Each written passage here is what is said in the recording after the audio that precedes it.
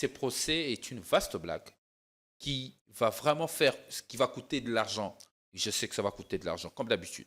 Ça va coûter de l'argent à l'État congolais, ça va faire de la publicité de l'AFC, parce qu'à un moment donné, les articles vont parler d'eux, et ça va tirer l'attention de la communauté internationale pour voir si les droits de la défense a été respectés ou pas. Ça deviendra des débats inutiles. À mon avis, le ministre de la Justice a tapé à côté une fois de plus en voulant faire du populisme et en voulant instrumentaliser une question aussi sérieuse qui est la sécurité du Congolais. Donc, mon avis est que, le ministre a fauté parce qu'il a donné une tribune à l'AFC de faire sa propagande pour donner ses objectifs aux Congolais.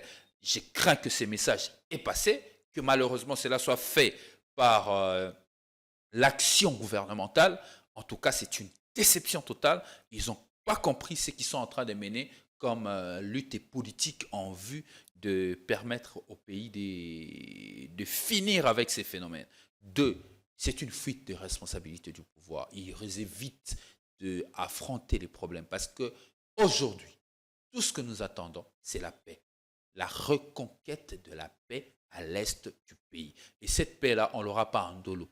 Cette paix, on l'aura à récupérer Kanyabayonga, Bunagana, Maele, une partie de l'Uber Hotel qu'occupé. Je crois que ça, c'est de la responsabilité. Célébration, c'est aussi une explosion des bonnes nouvelles. Et aujourd'hui, la bonne nouvelle que je vous apporte ce matin ou ce soir, ça dépend de l'heure à laquelle vous allez me suivre, c'est que spécialement pour les concerts Explo Célébration de ce samedi 27 juillet au Stade des Martyrs, une centaine de bus spécialement dédiés à Explo Célébration, c'est samedi 27 juillet en direction du Stade des Martyrs. Une centaine de bus, s'il vous plaît. Cette centaine de bus sera disséminée un peu partout à travers toute la ville de Kinshasa. Waouh! Une centaine de bus à travers toute la ville de Kinshasa. Eh bien, à quoi vont servir ces bus? C'est simplement pour vous prendre de chez vous à la maison, vous ramener au Stade des Martyrs. Vous allez participer au concert, assister à la célébration, louer et célébrer les seigneurs. Et ensuite, à la fin de la célébration, les bus vont vous reprendre et vous redéposer dans les arrêts respectifs où ils vous ont récupéré. N'est-ce pas une très très belle nouvelle? Alors, les instructions à suivre sont très simples. Rendez-vous au point des rencontres où vous allez trouver les bus Transacademia. Et dès que vous y arrivez, si vous avez votre billet, vous les présentez à l'agent qui sera là, habillé en t-shirt jaune. Taxi Explo, comme moi, vous les présentez à l'agent, il vous met un bracelet, il reprend les billets, il vous met un bracelet à la main et vous accédez directement au bus. Si vous n'avez pas de billets, ne vous inquiétez pas. Arrivez simplement au pied du bus, l'agent qui est sur place va vous vendre un billet, vous remettre un bracelet et vous accédez directement dans les bus. Ce n'est pas tout. Le plus grand avantage à suivre cette procédure, c'est que lorsque vous avez déjà eu accès au bus, la célébration peut donc commencer parce que lorsque vous arrivez au Stade des Martyrs, vous n'avez plus une file à suivre. Vous accédez directement au stade, vous accédez directement à la célébration et que la fête commence. Rassemblons-nous pour une Explo Célébration ce 27 juillet 2024 au Stade des Martyrs de Kinshasa.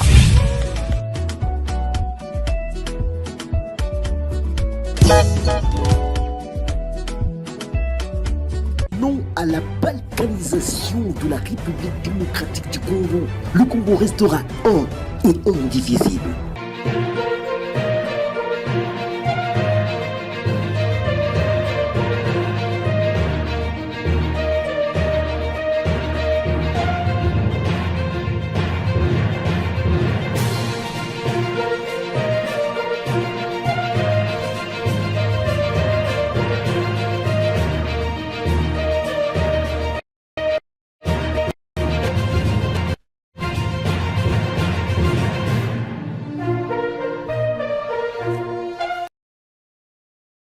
Aujourd'hui, nous parlons des États et leurs relations qui les régissent. En tout cas, État en situation de guerre, État en récession, État en crise identitaire. En ce qui nous concerne la République démocratique du Congo, quel choix opérer justement, car la vie est faite de choix, même si il faut reconnaître que les destins nous imposent les siens. Mesdames et messieurs, nous avons l'honneur et les plaisirs de vous présenter ces nouveaux numéros de Politikon qui va revenir sur l'actualité l'actualité ou l'actu de la semaine et même de ce jour. Alors pour ce faire, nous avons fait venir sur ce plateau un cadre qui a rarement sa langue en poche, qui calibre le débat. Eh bien, vous allez le découvrir, c'est un habitué de ce plateau, Maître Rodrigue Ramazani. Merci de l'honneur, merci d'être venu. Merci Gédéon d'abord. C'est à moi de vous remercier pour l'invitation et surtout l'honneur que Politiquement fait à mon parti ainsi qu'à ma personne. Nous sommes heureux d'être là, moi et mon parti, pour partager nos idées, notre projet, ce grand projet que nous portons depuis 2023 de la refondation, Du Congo. Parce que, comme d'aucuns l'ignorent, le Congo, à sa genèse, est une idée. Parce qu'au départ, avant 1885, le Congo n'était même pas appelé à exister parce qu'il y avait l'existence des empires de royaumes, Londa, Kuba et tout ce qui va avec. Et ce n'est qu'à travers l'idée. C'est l'idée en fait, le Congo, l'idée du roi Léopold. Le roi Léopold II qui, par son imaginaire, son imagination, avait décidé que le Congo puisse exister. Comme vous le savez, le Congo avant était une propriété du roi de Belge. Et d'ailleurs, le roi Baudouin nous le rappelle lors de son discours du 30 juin 1960, que c'est par le génie du roi Léopold que le Congo existe. Et comme le Congo est une idée, nous nous sommes dit qu'il faut renouer le Congo de ses racines. Le racine du Congo, c'est les idées. Aujourd'hui, comme vous pouvez constater que ce pays n'est pas dirigé sur base d'une idée claire. Nous apportons cette idée claire pour apporter la clarté dans l'action politique afin que nous puissions remettre la foi dans l'action politique dans le cœur de notre population qui aujourd'hui vit dans une division totale entre la population et les institutions. Quand vous parlez de la refondation du Congo, c'est-à-dire le Congo s'est écarté de ses valeurs fondatrices d'avant où nous ne sommes pas définis en tant que Congolais depuis que les colons ont quitté le pays. Le Congo aujourd'hui est dirigé loin de ses racines. C'est pourquoi le Congo patauge. Il faut reconstituer ses racines, remettre le Congo dans ce fondement. Nous redéfinir comme nation, donner un nouveau cap à ce pays, rebâtir ce pays pour lui donner cette forme d'un État fort et puissant au cœur de l'Afrique. Le Congo a un destin. Je parlais à l'entrée de l'émission d'un État en crise identitaire. Est-ce le cas? Et écoutez, les conflits à l'est du pays, comme vous le savez, est un conflit multiforme. Ce n'est pas seulement un conflit lié aux minerais, il y a des conflits identitaires. Les Congolais continuent à se rechercher. Mais pour que ce recherche s'arrête, il faut qu'à un moment donné, qu'il y ait un leadership éclairé qui va mettre de base pour la reconstruction de ce pays dans ce racine et mettre dans ce racine et arriver à reconstruire le pays sur base des idées claires. Et ces idées claires, je peux vous rassurer que l'on vole ensemble avec Délice Sanga, nous portons un projet ambitieux, mais très ambitieux pour ce pays, en vue de sécuriser les Congolais, d'améliorer leur situation sociale qui ne cesse de se dégrader. Et ce projet n'est rien d'autre que la refondation du Congo. Donc, nous vous remercions pour cette tribune que vous nous accordez afin de partager avec nos populations, nos idées, nos ambitions, nos valeurs. Vous avez suivi certainement que c'est l'envol qui incarne l'idée d'un nouveau Congo, la refondation du Congo, bien entendu. Et il vous est certes habitué, mais je rappelle qu'ici qu'il est porte-parole du parti d'envol, cher à Délice Sanga. Il s'appelle Rodrigue Ramazani. Alors, comment se porte le parti? Comment se porte votre leader? Nous aurions appris qu'il n'est plus au pays. Est-ce qu'il est inquiété par le régime? Non, même pas. Délice Sanga, après les élections, il était, après avoir fini ses tâches comme président national du parti, après les élections, il avait pris ses vacances en famille. Ensuite, il est revenu. Il est reparti pour des raisons personnelles. Il est revenu. certainement que là, vous êtes journaliste, vous le savez, qui n'est pas au pays, il est reparti, qui reviendra encore. Donc, Délice Essang est dans une situation d'équanimité totale et la quiétude, la tranquillité, parce que après le temps, les Congolais comprennent que ces idées continuent à résonner. Il a gardé silence parce que c'est son silence a une raison. Dans cette atmosphère de prolifération de la parole des acteurs politiques, mais surtout du président de la République, un acteur majeur de la politique congolaise comme Délice Essanga, donner encore de sa voix sera de trop parce que les Congolais n'ont plus besoin de la parole. Les Congolais aujourd'hui ont besoin des actes et des actions. Et Délice Essanga est dans la logique de construire une politique pour donner au peuple congolais les actions politiques qui vont arriver à reconstruire, comme je le disais au début de cette émission, la racine de ce pays et redonner l'espoir au peuple congolais qui doivent reprendre à faire confiance, à remettre leur foi dans l'action politique. Donc Délice Essanga, son silence est bien est justifié parce qu'il ne veut pas polluer l'atmosphère politique avec sa parole. Parce que bien qu'il est silencieux, ses idées résonnent dans la tête des Congolais. C'est chaque jour que je lis des tweets. C'est chaque jour que je rencontre des Congolais dans la rue qui continuent à parler des idées que Délice Essanga a avancées. La réduction du train de vie de l'État, la lutte contre la délinquance financière. À chaque fois qu'on entend des tournements, le Congolais pense à Essanga. Les débats parlementaires aujourd'hui qui est devenu quasi inexistant depuis que ce grand homme de la vie politique congolaise a quitté l'hémicycle. Le Congolais, chaque jour je le rencontre, le Congolais en regrette.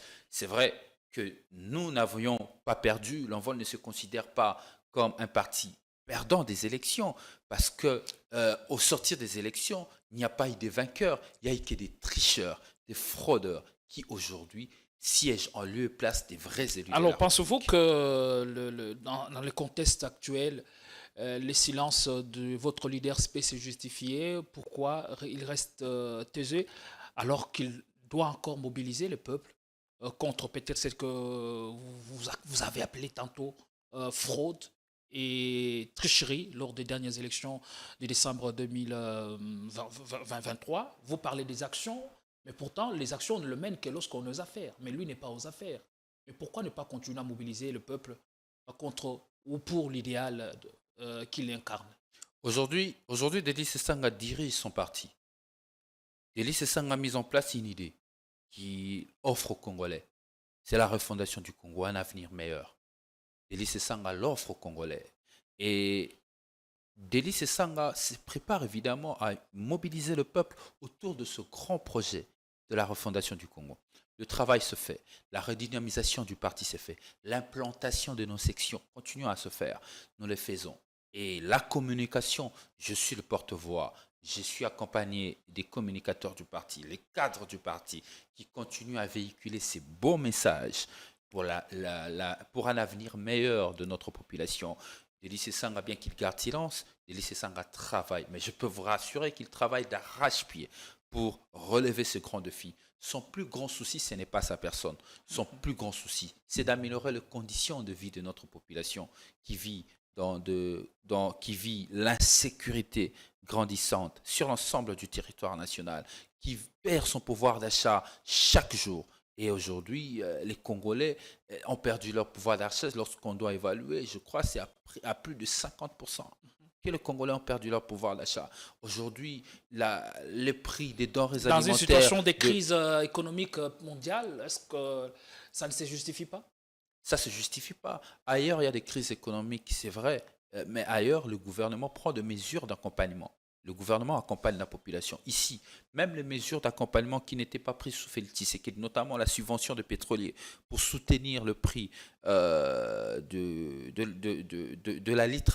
litres à la pompe, n'est pas honoré par le gouvernement. Conséquence, le carburant à la pompe a augmenté.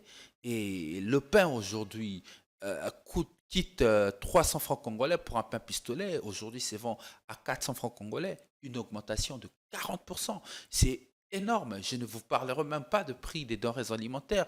L'inflation. Ça veut dire, ailleurs, la crise, bien que mondiale, ailleurs, les gouvernements prennent Merci. des Et dans mesures votre projet d'accompagnement. de société, Et malheureusement, aujourd'hui, ce n'est pas le cas au Congo et les Congolais sont abandonnés dans cette crise, dans cette érosion sociale. très rapidement, Maître Rodrigue Mazani, dans votre projet de société, qu'avez-vous préconisé pour lutter efficacement contre la dépression du pouvoir d'achat du Congolais?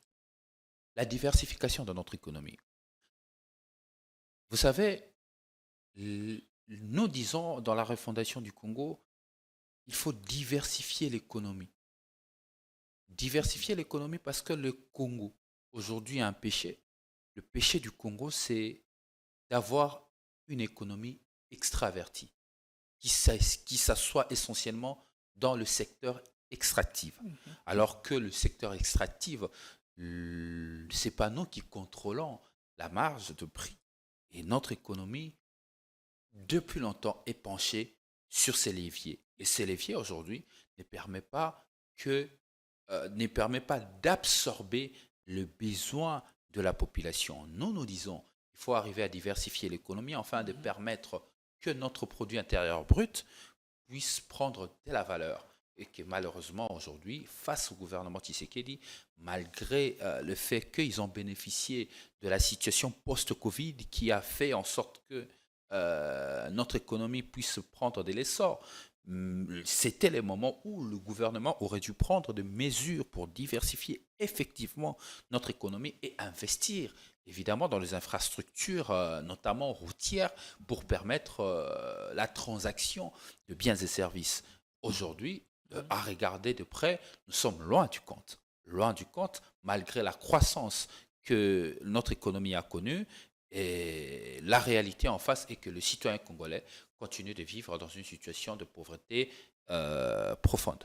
Merci beaucoup. Alors, ce sont là les quelques mesures pour lutter contre la récession du pouvoir d'achat du Congolais. Alors, vous avez suivi l'actualité. L'actualité reste marquée par les sanctions infligées contre Corneille Nangaa, qui est le chef de file du mouvement terroriste l'Alliance Fleuve Congo.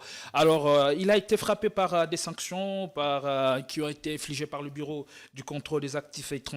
Eh bien, c'est un bureau qui est aux États-Unis, bien sûr. Vous avez suivi l'actualité, Corneille Nangaa et ses complices frappés par les États-Unis.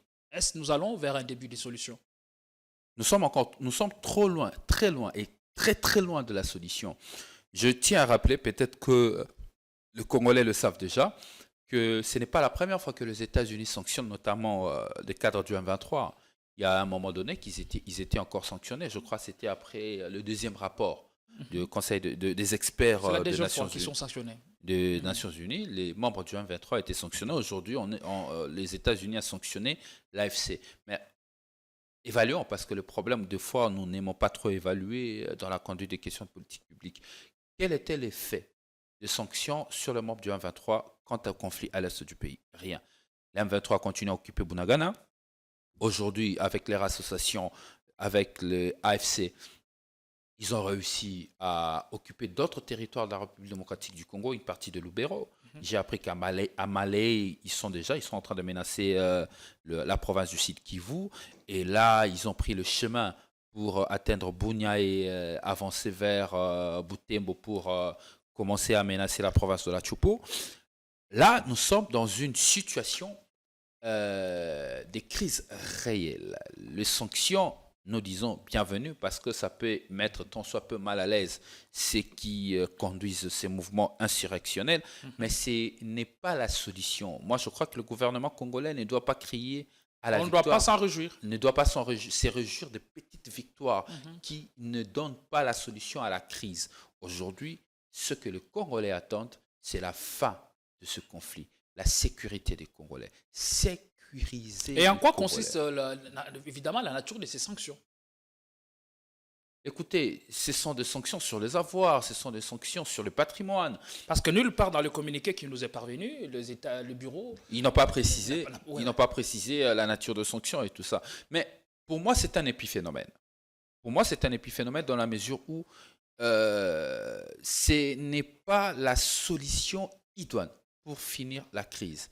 Le défi aujourd'hui, face à ces conflits qui a duré plus de 30 ans, si je ne me trompe pas, plus de 30 ans, je le confirme, plus de 30 ans, il faut une solution efficace et définitive.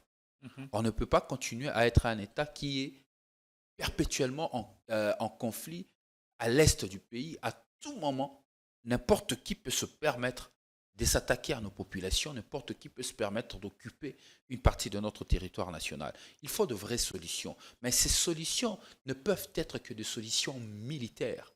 Parce qu'on a essayé avec des négociations, on a essayé avec des accords, ça n'a toujours pas abouti. Il faut donc essayer avec lever l'option de la voie militaire. Non, mais alors il faut lever une option militaire durable. Comme je l'ai toujours dit, écoutez, posons-nous la question. Pourquoi, dans ce conflit russo-ukrainien, pourquoi l'OTAN n'intervient pas? Parce que tous nous le savons que les débuts de la crise, c'est à cause de l'OTAN. L'OTAN a soutenu l'Ukraine et a continué à soutenir. Mais pourquoi de manière directe, les pays de l'OTAN évitent de s'attaquer de manière apparente à la Russie? Parce que la Russie a une capacité à réagir, crédible de dissuasion. Donc, les États qui se font respecter, les États-Unis, quittons les États-Unis, revenons à l'Afrique. L'Afrique du Sud, par exemple. Pourquoi l'Afrique du Sud ne se fait pas attaquer par un État étranger? Parce que l'Afrique du Sud en soi a une capacité de dissuasion crédible. Que tout État qui veut s'aventurer s'oblige de réfléchir. Mais cette capacité de dissuasion crédible s'est créée sur la durée. Se crée sur la durée. Voilà pourquoi nous, dans la refondation du Congo, nous proposons une solution. Et nous disons d'ailleurs dans la refondation du Congo qu'il n'y aura pas de solution à court terme. Il faut arrêter parce que ça ne marche pas. Nous, notre souci avec Délice et Sanga, à travers notre projet, c'est de sécuriser les Congolais. Que le tout dernier Congolais qui vit dans les villages le plus profond de la République démocratique du Congo se sente défendu. Qu'ils ne se sentent pas abandonnés. Donc ça veut dire pour nous, la sécurité, c'est au niveau zéro. Le premier coup de feu qui tire sur un Congolais, il doit y avoir un répondant. Et un répondant dissuasif, capable de mettre en déroute tout celui qui ose s'attaquer à un Congolais sur notre sol ou à l'intégrité du territoire national. Aujourd'hui, notre intégrité et notre souveraineté est menacée. Face à cette crise, que préconise le gouvernement si ce n'est pas que de politique à tâtons? La refondation du Congo est l'alternative à la carence de politique du pouvoir Tshisekedi. Nous disons aux Congolais, faites confiance à la refondation du Congo parce qu'il ne s'agit pas d'une personne. Si vous me suivez, je parle plus du projet. Faites confiance à la refondation du Congo, telle que portée par le leader qui est Délice Sanga. Faites confiance à la refondation du Congo. 3 ans après notre prise de pouvoir, nous implémentons des réformes sur le 6 engagements de notre premier pilier qui est gagner la paix. Le premier pilier de la refondation du Congo, qui est notre projet, c'est de gagner la paix, sécuriser le territoire et garantir l'indépendance nationale. Et dans ce premier pilier de la refondation du Congo, nous avons 6 engagements majeurs. Le premier engagement, c'est de réformer l'armée pour lui donner une capacité de dissuasion crédible. Dans cette réforme de l'armée, nous parlons de l'idéologie de notre armée. Quelle est la philosophie de notre armée qu'il faut définir? La réforme de notre système de défense, le renforcement de la capacité logistique, l'accompagnement dans la logistique. Mais il n'y a pas que l'armée, il y a aussi la police. Il faut faire de notre police un élément avec une capacité de maintien de l'ordre public crédible. Parce qu'aujourd'hui, il faut arrêter avec ce qu'on appelle la police des containers. Nous sommes dans un pays en proie en insécurité et nous avons de police des containers. Il faut construire des infrastructures dignes. Il faut construire des infrastructures dignes et donner de la logistique à cette police. Mais il faut aussi améliorer les conditions de vie de nos militaires et de nos policiers. Vous ne pouvez pas penser mettre le pays en sécurité alors que nos militaires sont dans une insécurité sociale inexplicable. On reviendra sur ce projet je vais juste finir. Qui semble être ambitieux. Il y a l'action diplomatique qu'il faut aussi améliorer. M. Tshisekedi est arrivé, il a trouvé un cadre multilatéral qui était l'accord cadre d'Addis Abeba, qui permettait en cas de conflit dans la zone est de la République ou dans la sous-région que l'on se retrouve pour parler de cette situation. Que malheureusement aujourd'hui, lorsque vous suivez la politique de la sous-région sur le conflit à l'est, on ne parle plus du conflit dans la sous-région. Pourtant, ces conflits, ce n'est pas seulement l'est du Congo, c'est un conflit dans la sous-région du Grand Lac. Il faudrait revenir dans un cadre multilatéral pour évidemment asseoir notre action diplomatique et la crédibiliser. Le problème aujourd'hui, nous avons une action diplomatique qui est ambiguë, pas crédible. Plus personne, ni dans la région, encore moins dans la sous-région, fait confiance à l'action diplomatique de la République. Mais les sanctions des États-Unis qui tombent contre le responsable militaire qui sont à la tête de l'Alliance Fleuve Congo, est-ce que ce n'est pas là le fruit d'une diplomatie agissante qui commence à produire peu à peu de résultats? Qui ne sait pas. Est-ce croire à l'amitié ou à l'action des États-Unis, ce serait nous autoflageller? Comme on dit en relations internationales, il n'y a pas d'amitié ou il n'y a pas d'État ami, il n'y a que les intérêts qui priment. Nous avons comme l'impression, nous, que la communauté internationale souffle le chaud et le froid. Il faut à un moment donné définir clairement notre action diplomatique. Les tâtonnements que le pouvoir Tshisekedi ne cesse de nous démontrer à travers toutes ces sorties diplomatiques hasardeuses, notamment cette fameuse réunion de Zanzibar, où notre ministre en interne nous dit une chose, et lorsqu'on nous brandit les communiqués finaux de la réunion de Zanzibar, nous constatons que tout ce qu'il nous a dit là, elle avait menti au peuple. Et deuxièmement, cette affaire avec les coordonnateurs de PDDRS qu'on a envoyés, il faut une clarification. Le problème aujourd'hui... Le gouvernement s'est prononcé là-dessus. Pour le gouvernement congolais, en tout cas, on réitère la position de ne pas dialoguer ou négocier avec un quelconque mouvement rebelle. Pensez-vous vraiment que cette position-là, la position du gouvernement vis-à-vis de cet ordre de mission signé par le ministre de la Défense, qui du reste n'est pas sanctionné, parce que c'est lui qui a envoyé en mission, qui du reste n'est pas sanctionné, pensez-vous que les autres États nous prennent au sérieux? Lorsque les autres États... Une certaine opinion estime que l'abbé Jean Bosco Bala aurait trépassé sa mission. Écoutez, c'est toujours trop facile pour le pouvoir Tshisekedi de refuser ses responsabilités. Ce n'est pas la première fois. Moi, je me souviens d'ailleurs que la SADC, à travers Ramaphosa, au sortir d'une réunion à Kigali, nous a dit qu'ils se sont trompés, que la SADC s'était trompée, que le conflit à l'est de la République démocratique du Congo, la solution n'était pas militaire, que la solution était politique. Et après Ramaphosa, c'était Ruto qui sort pour nous dire, dans une réunion entre chefs d'État, les Congos a clairement dit que le M23 était congolais, que la solution serait politique et non militaire. Donc ça veut dire, en interne, le gouvernement nous présente une situation et à l'externe, il dit autre chose. C'est ça qui fait que notre action diplomatique soit décrédibilisée. Avec qui aujourd'hui la RDC compose? Écoutez, c'est même difficile de le dire. Nous ne savons même pas qui sont nos vrais partenaires aujourd'hui. Parce que notre action diplomatique a fait en sorte que notre action diplomatique a pollué les relations entre la République démocratique du Congo et certains États par manque de sérieux. Ça ne s'améliore pas aujourd'hui par rapport à hier?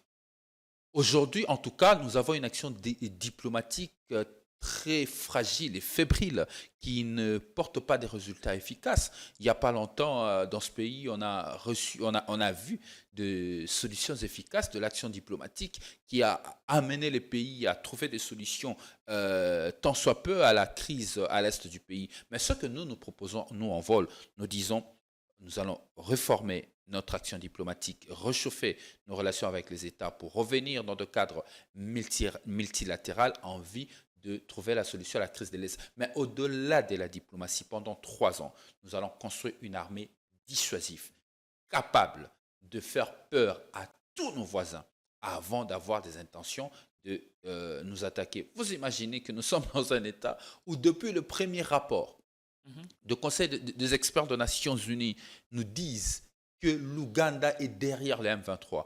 Il n'y a que le gouvernement congolais qui refute cet état de choses. Refute cet état de choses. C'est compliqué, mais vraiment comme de naïfs Ils disent on a convoqué l'ambassadeur ougandais et l'ambassadeur ougandais nous a dit que non, ils sont nos partenaires, c'est faux. C'est vraiment de la naïveté. Et quelques jours après, c'est Ou avons-nous l'Ouganda. besoin de plus de Et preuves quelques jours pour le après- gouvernement congolais, on a besoin de plus de preuves Et pour attester la Ouais, ouais, responsabilité de Oui, l'Ouganda plus de preuves. dans Alors ces qu'il conflits suffisait d'un meurtriers. seul rapport. Alors qu'il suffisait d'un seul rapport pour qu'on endasse la responsabilité au Rwanda. Et pour l'Ouganda, il faut plusieurs rapports. C'est ce qui démontre à suffisance que nous ne sommes pas crédibles dans l'action diplomatique. L'action diplomatique est faible aujourd'hui. Et l'analyse de la situation à l'est du pays de gouvernants est très restreint. Et ce qui fait, ce qui fait en sorte que les combats que nous menons pour reconquérir la paix ne puissent pas porter de fruits attendus par notre peuple. Et la refondation du Congo, aujourd'hui, se présente comme une solution à cette crise. Nous allons sécuriser les derniers des Congolais. Et les derniers des Congolais dormira sans avoir peur qu'un État voisin vienne lui perturber. Parce que la refondation du Congo, nous allons mettre un accent particulier dans notre armée. Le pouvoir Tshisekedi a démantelé l'armée. Le pouvoir Tshisekedi a démantelé l'armée par le recrutement de mercenaires, ça et là. Aujourd'hui, je le vois, j'en ai même vu certains devenir de rapprocher du président de la République. On se demande, est-ce que le président n'a plus confiance à ses gardes rapprochés pour recruter des mercenaires? Et par-dessus de tout, cette politique hasardeuse de recrutement... Où est la souveraineté de l'État dans tout ça? Oui, ça remet en cause. Lorsque le chef d'État s'est fait sécuriser par des Roumains et consorts. Donc, aujourd'hui encore, deuxième démantèlement, c'est cette politique hasardeuse de recruter des anciens miliciens et en faire des réservistes, leur donner des armes étatiques pour se battre. Or, la mission de défendre l'intégrité du territoire national, constitutionnellement parlant, ne revient qu'à nos forces armées qui est le FARDC. On ne peut pas démanteler l'armée de cette manière et croire qu'on aura des résultats efficaces. Nous allons rebâtir cette armée. Nous allons reconstruire cette armée. Nous allons améliorer les conditions sociales des militaires, améliorer les conditions sociales des policiers pour construire un système de défense efficace et un système de sécurité. Reformer notre service de renseignement, nos services d'intelligence. Ils ne doivent pas être là que pour suivre politiquement et savoir, eux, noter à quel moment Rodrigue Ramazani a tenu des propos qui verseraient le pouvoir. Nos services doivent redevenir des services d'intelligence capables d'anticiper toute attaque. Et pour ça, il faut reformer. Et ne plus Comment pourrions-nous avoir des services de renseignement efficaces quand le réseau de téléphonie mobile ou cellulaire appartiennent aux expatriés? Parce que là aussi, il y a un nombre d'informations importantes qui échappent au gouvernement, à l'État congolais. Dans notre réforme, tout est prévu. Le matériel pour permettre à ce service de renseignement de fonctionner avec efficacité. Le renseignement, ce n'est pas savoir le matériel, le renseignement, c'est l'infiltration. Vous ne pouvez pas dire que les autres vous ont infiltré. Donc nous ne pouvons pas en vouloir au Rwanda de nous infiltrer. Écoutez, les États sont de monstres, froids. Si les Américains ont infiltré la Russie, les Russes, à travers le KGB, infiltrent aussi les États-Unis. C'est de bonne guerre. C'est entre États. La sécurité d'un État va au-delà de ses frontières. Si nous, on est incapable d'aller au-delà de nos frontières, c'est un problème. Pourquoi nous n'infiltrons pas le Rwanda? Pourquoi n'infiltrons-nous pas l'Ouganda? En lieu et place de pleurnicher à tout moment. S'ils ont des officiers, entre guillemets, parce que jusqu'à preuve du contraire, le pouvoir Tshisekedi n'a pas mis en place une politique pour exfiltrer les infiltrés. Il n'y a rien. Depuis qu'il déclare jusqu'à aujourd'hui, je n'ai encore rien vu au sein de l'armée qu'on a dégagé comme infiltré par le gouvernement. N'est-ce pas? Nous aussi, on peut infiltrer l'armée rwandaise. Pourquoi pas? Qu'est-ce qu'on attend? Qu'est-ce qu'on attend pour infiltrer les services de sécurité rwandaises et ougandaises? Parce que ce sont des menaces. Ça, ce sont des politiques d'anticipation de menaces. Il faut arriver à les faire. Il faut arriver à les mettre en place. Autant les États-Unis et non avoir des agents de renseignement. Nous pouvons aussi les faire. Et non avoir des agents de renseignement qui, par moment, en prenant un verre à Niangwa, il dit à tout le monde, moi je suis agent de renseignement, il montre sa carte, il boit. Il y a les DJ qui tout le temps lui dédicacent, qui est inspecteur à l'ANEL et tout ça. Non, ça, il faut éviter.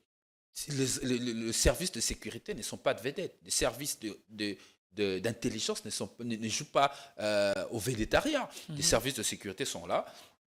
nos agents de service de sécurité doivent être bien formés, bien outillés, comme c'était dans le temps avec Mobutu. Mobutu, les Zaïre a connu une belle époque en termes de sécurité où on était respecté dans toute l'Afrique.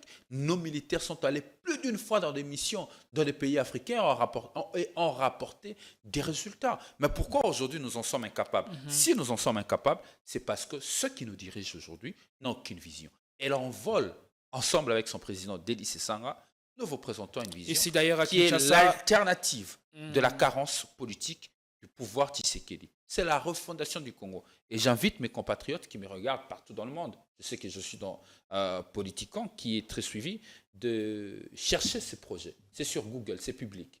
La refondation du Congo. Lire le projet de la refondation du Congo. Adopter ce projet. Parce que c'est ce projet qui va apporter la transformation de la vie de nos concitoyens.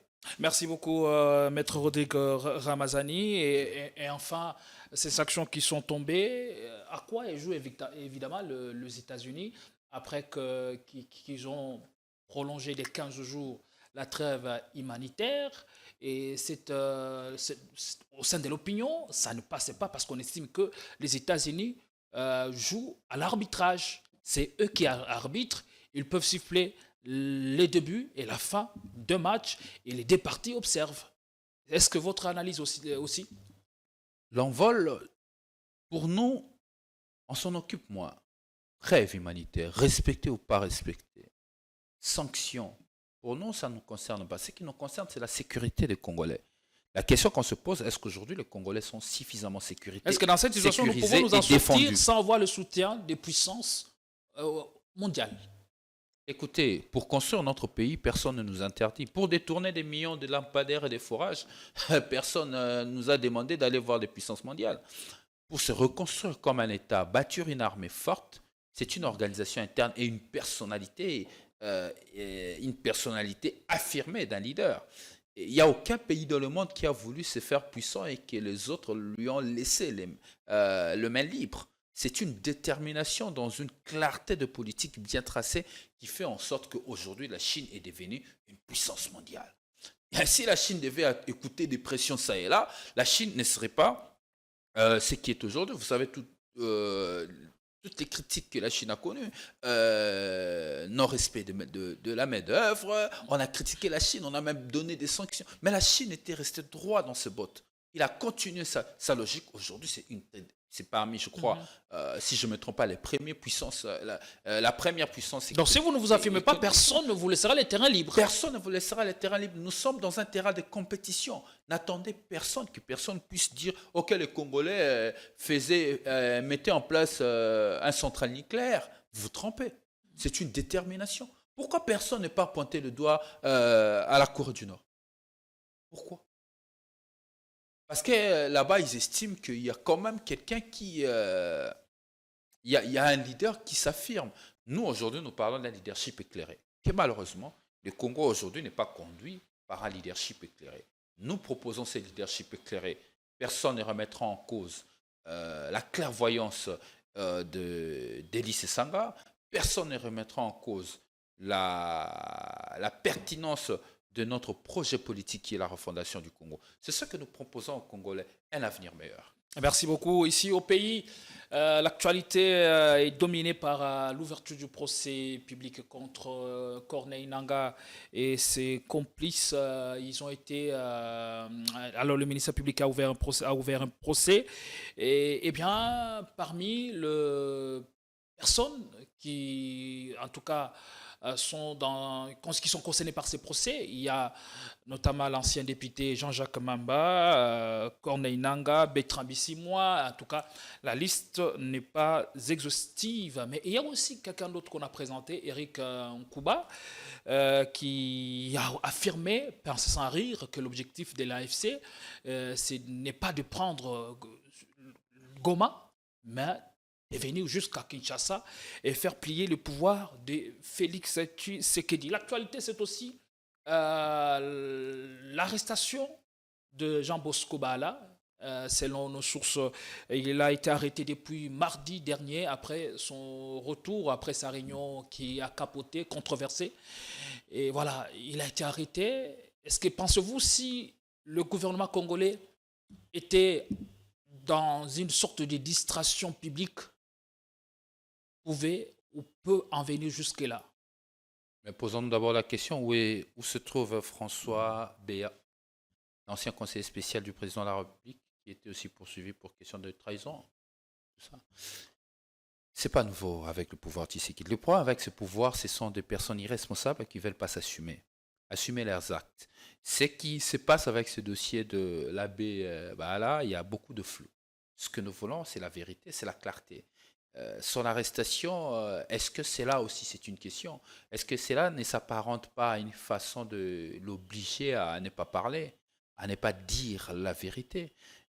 Écoutez, ce pouvoir nous a habitués à ces formes d'accusation. Nous sommes habitués. Je peux vous citer plusieurs cas d'arrestation qui se soldaient à un vide. À un vide parce qu'il n'y avait rien. Où en sommes-nous avec les procès Salomon Escadella? Parce qu'on nous avait dit aussi qu'il était en connivence avec les M23. J'ai même suivi à l'époque le vice-premier ministre de la Défense de l'époque, Jean-Pierre Bemba, en pleine campagne. Que reste-t-il de ce dossier? Insinué que, écoutez, bâtonnaillé au hasard la prison, à la M23 et tout ça. Aujourd'hui, il est sénateur, il siège, on n'en parle plus. Écoutez, le pouvoir Tshisekedi, il y a un problème de responsabilité d'abord. Il y a un problème de responsabilité dans ce pouvoir qui ne rassure plus ni les partenaires internationaux, ni la communauté nationale aujourd'hui. Tout ce que le Congolais recherche aujourd'hui, c'est que M. Tshisekedi, qui est incapable d'offrir à ce peuple une meilleure vie, dans l'amélioration de la situation sécuritaire du pays, dans l'amélioration des conditions sociales de notre peuple, dans l'amélioration de l'éducation, de la qualité de l'éducation de nos enfants, dans l'emploi qu'il faut donner à cette jeunesse qui ne demande rien d'autre que de travailler. Face à cette incapacité, le peuple congolais, je crois que tout ce qu'on attend de lui, s'il est gentil, c'est de jeter les tabliers et de permettre à ce pays d'organiser des élections anticipées. Tout ce théâtre-là, les Congolais connaissent cette série télévisée, nous connaissons la fin. Nous savons très bien, nous présumons que cette arrestation, si c'est vrai, évidemment, suivant vos sources, je vous fais confiance, vous êtes journaliste, moi je n'ai pas cette information. Si cela s'avère, c'est simplement une façon de lui demander de se taire, parce que M. Baala allait être interviewé par des journalistes et il aurait fini par cracher les morceaux et dire la vérité. Moi, je suis convaincu que c'est une mission qui devait être secrète, qui malheureusement, par soit maladresse, cela a été mis sur la place publique. Nous ne sommes pas étonnés. Ce n'est pas la première fois qu'il y a des missions secrètes qui capotent avec les pouvoirs Tshisekedi. Ah si, c'est le cas. Le gouvernement congolais tient à ce que la mission reste secrète et les partenaires ne l'entendent pas de cette oreille. Bon, tout dépend de la politique mise en place, de comment ils discutent avec le partenaire.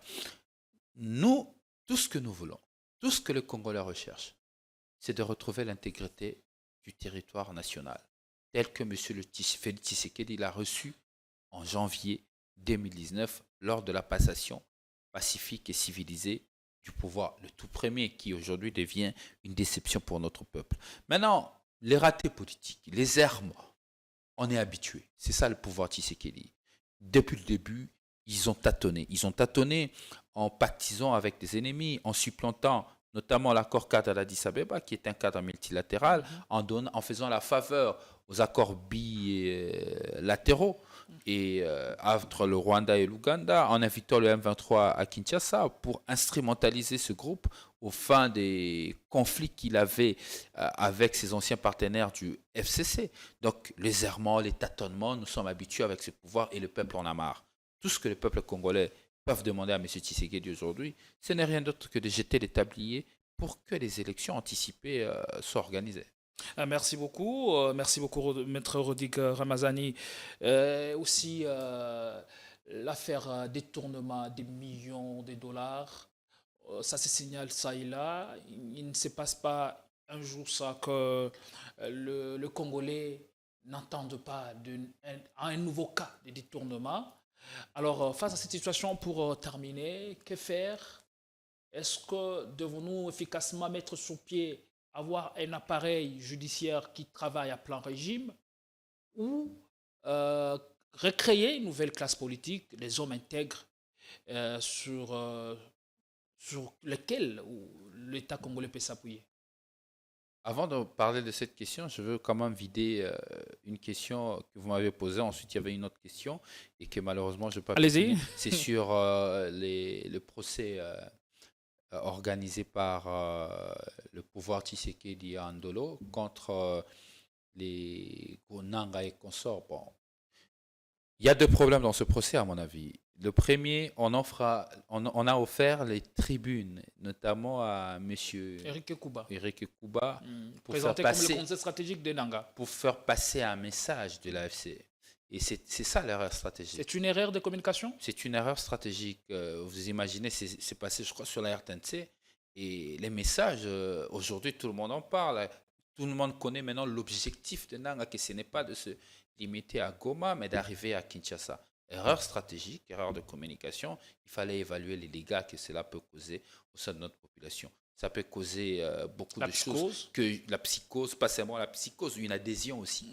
Une adhésion parce que face à une déception, je crains. C'est une crainte et je crois que c'était de l'irresponsabilité de la part du pouvoir de faire en sorte que ce procès soit public. Et malheureusement, il y a ce message véhiculé par l'AFC. On lui a donné les tribunes. Tous les journalistes aujourd'hui en parlent, des articles de presse. Quand je me suis réveillé les matins en lisant, je n'ai vu que ce que ce monsieur-là, Kouba. Et ça profite à qui, selon vous? Mais ça profite évidemment à l'AFC, ça profite rien, ça profite pas au peuple congolais, encore moins au gouvernement congolais. Donc, c'était une erreur stratégique monumentale. Et je crois qu'ils doivent recadrer les tirs pour éviter que de telles propagandes continuent. Les journalistes et l'historien du présent, quand il va se retrouver à Makala, il va faire son article de la même manière que votre confrère Boujakir à la fin. Ah, il a filmé des images. Il a filmé des images et puis c'est le scandale. Du Donc, couloir de je l'enfer. crois qu'au niveau de la responsabilité, le ministre de la Justice, on a voulu certainement faire un peu du populisme comme d'habitude, que malheureusement, la nation est en train de payer une facture salée d'une propagande faite sur nos tribunes, les tribunes de la nation congolaise. C'est décevant, je crois que ça a été très mal analysé. M. Moutamba a exposé la nation à travers ce procès et permettre à M. Kouba de faire autant de publicité pour l'AFC. D'abord, c'est une erreur stratégique. Deuxième volet, sur l'affaire poursuite Nanga et consorts. Ben, écoutez, à mon avis, c'est vraiment une fuite de responsabilité du gouvernement. Qu'est-ce que les Congolais attendent aujourd'hui face à la crise à l'est du pays? C'est la paix. Le procès contre M. Nanga ne pourra avoir de sens que dans le cas où le Congo remportait la victoire contre les M23 et l'AFC. Dans ce cas-là, le procès contre M. Nanga aura un sens. Aujourd'hui, M. Nanga, c'est un petit président de la République dans un coin qui contrôle. Bon, vous le condamnez ici en dolo. L'acte de signification du jugement, ça aura quel effet? Lui, il a les ambitions comme son collaborateur. C'est pour décourager ceux qui auraient des intentions de ce genre. Vous imaginez, parce que moi, je suivis ceux qui adhèrent, la plupart qui adhèrent sont à l'étranger. La plupart qui adhèrent, ils n'adhèrent pas en étant à Kinshasa, ils ont adhéré. Ils adhèrent en étant en étranger. Des anciens membres de l'IDPS y adhèrent, de loin. On risque de vous poursuivre, s'il vous plaît. Comment le savez-vous? Non, mais il faut des déclarations. De vous poser cette question. Mais c'est public. Hein. C'est public. Je n'invente rien. C'est public. Nous le voyons, des déclarations qui sont mises sur la place publique. Je ne suis pas allé puiser ça dans un endroit secret avec des documents top secret. Le dernier candidat, c'est Jean-Jacques Mamba. Non, il y a un monsieur qui dit être membre de l'IDPS du Canada. Il a fait une déclaration publique. Aux États-Unis, il y a des messieurs qui ont fait des déclarations publiques. En Afrique du Sud aussi, des Congolais qui ont fait des déclarations publiques. Donc, moi, je ne ramasse rien. Moi, je parle que des faits qui sont à la disposition de tous. Je suis un acteur politique et responsable de surcroît. Je suis appelé à analyser la situation. Donc, ce que les Congolais attendent de nos services, attendent du pouvoir, c'est de récupérer l'intégrité du territoire national et stabiliser la paix à l'est du pays. Ce procès est une vaste blague qui va vraiment qui va coûter de l'argent. Je sais que ça va coûter de l'argent, comme d'habitude. Ça va coûter de l'argent à l'État congolais, ça va faire de la publicité de l'AFC, parce qu'à un moment donné, les articles vont parler d'eux, et ça va tirer l'attention de la communauté internationale pour voir si les droits de la défense a été respectés ou pas, et ça deviendra des débats inutile, à mon avis, le ministre de la Justice a tapé à côté une fois de plus en voulant faire du populisme et en voulant instrumentaliser une question aussi sérieuse qui est la sécurité des Congolais. Donc, mon avis est que, le ministre a fauté parce qu'il a donné une tribune à l'AFC de faire sa propagande pour donner ses objectifs aux Congolais. Je crains que ce message est passé, que malheureusement cela soit fait par l'action gouvernementale. En tout cas, c'est une déception totale. Ils n'ont pas compris ce qu'ils sont en train de mener comme lutte politique en vue de permettre au pays de finir avec ces phénomènes.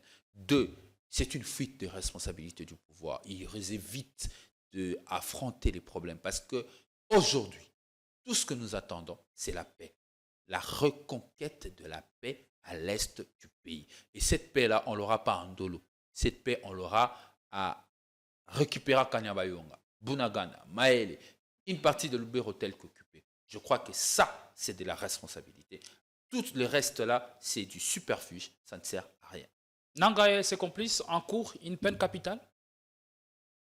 Il faut appliquer. Écoutez, moi, je suis de ceux qui pensent que M. Nanga, tout celui qui monte après l'arrivée de la Constitution de 2006, tout celui qui prend les armes contre la République est condamnable. Parce que les voies de conquête de pouvoir sont clairement définies. C'est-à-dire, dorénavant, Corneille Nangaa et ses complices encourent une peine capitale. Écoutez, la peine là, vous allez la prononcer en dolo. Maintenant, il faut exécuter la peine. Non, ça c'est vraiment une fuite des responsabilités, évitant la réalité, chercher des solutions de raccourci, de satisfaction personnelle, alors que nous sommes face à une question aussi sérieuse que ça. Moi, je crois que les Congolais, tout ce que le Congolais attend aujourd'hui, c'est le respect d'abord de âmes perdues, que le gouvernement se mette au travail pour reconquérir nos terres perdues. Pour le reste, c'est une distraction monumentale. Et les détournements? Bon, pour les détournements, vous savez, avec le pouvoir Tshisekedi, nous sommes habitués, c'est devenu une forme de compétition des détourneurs. Encore qu'au début de son mandat, le président de la République lui-même avait légalisé la rétrocommission.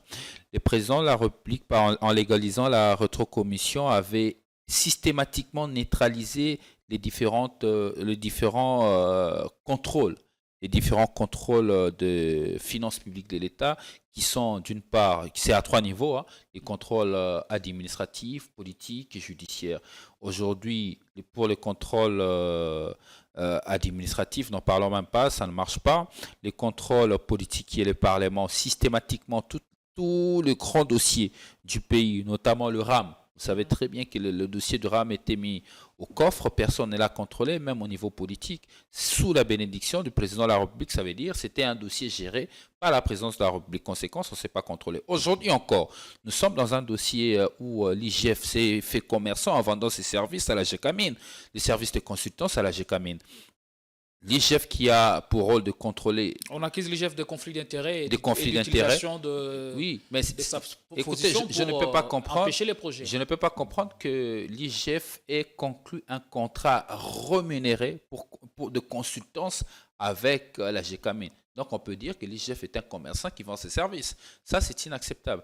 Donc, le contrôle, donc aujourd'hui, qu'on convoque l'IGF, l'inspecteur général de finances, chef de service, M. Aninguete, de se présenter devant le parquet pour s'expliquer, celui-ci dit non, il ne peut pas se présenter parce qu'il bénéficie d'une forme de protection du président, parce qu'au préalable, il faudrait d'abord une autorisation. Et votre éclairage par rapport à ça? Et d'ailleurs, la réforme de l'ordonnance supportant création de l'IGF en 2020, c'est ce qui avait enlevé l'IGF sous tutelle du ministre des Finances pour l'amener auprès du président de la République, pour que le président de la République devienne une forme de bouclier de l'IGF. Donc aujourd'hui, c'est le président lui-même qui a mis en place ces formes de bouclier en matière de finances publiques, qui ne permet pas évidemment aujourd'hui qu'il y ait ces contrôles. On a rattaché ces services à la présidence de la République. C'est parce que le chef de l'État voulait se porter garant comme le champion, ou c'est lui qui lutte enfin contre le détournement. Conséquence, aujourd'hui, l'IGF signe des contrats rémunérés avec les entreprises publiques de l'État, sans compter les nombres de tracasseries que ce service fait aux entreprises privées, des trafics d'influence et j'en passe. Ça veut simplement dire qu'ils sont sous une couverture. Vous savez, lorsqu'on a déjà légalisé les rétrocommissions, on a légalisé les COP. Tout va ça et là. Les problèmes aujourd'hui, les problèmes, c'est le leadership de M. Tshisekedi qui favorise les détournements et tout ce qui va avec. Qui contrôle l'IGF à ce jour?